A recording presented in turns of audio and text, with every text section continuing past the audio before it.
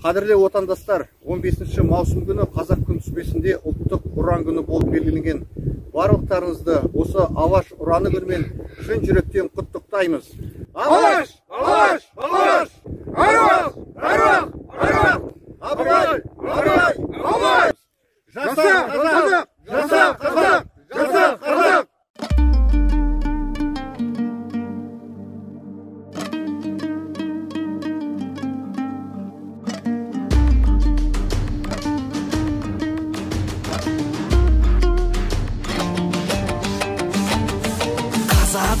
Қазақ үшін туғанмын, қазақ үшін белді бекем буғанмын, қазақ үшін жаратқаннан бақ тілеп, қазақ үшін жана ұртқан ұлданмын, қазақ үшін керек болса құрбанмын.